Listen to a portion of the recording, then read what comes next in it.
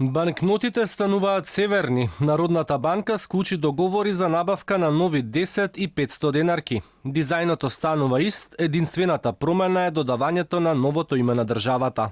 Потребно е да се заменат буквите НБРМ со НБРСМ и текстот Народна банка на Република Македонија со текстот Народна банка на Република Северна Македонија секаде каде што се појавуваат. Стои во склучените договори. За набавка на 20 милиони парчиња во по едно 10 денари Народната банка ќе плати 971.000 евра, а за 15 милиони парчиња од 500 денари ќе плати 587.000 евра. Банкнотите ќе се печатат во Обединетото кралство, односно во Франција. Парите ќе се заменуваат постепено, односно со повлекувањето на оштетените парчиња.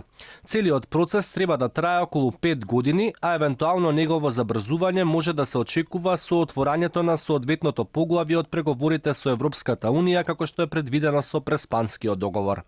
За сега е неизвестно дали денарите ќе станат и двојазични.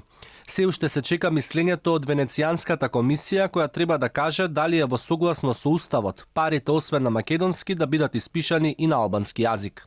Тој алтернативен текст на законот не е дел од законот, не е усвоен.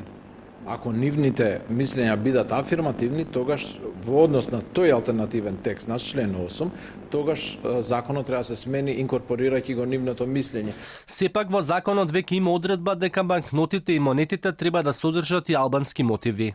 Книжните и кованите пари, како и поштенските марки, ќе содржат символи што го представуваат културното наследство на граѓаните, што го зборуваат македонскиот јазик и јазикот што го зборуваат најмалку 20% од граѓаните.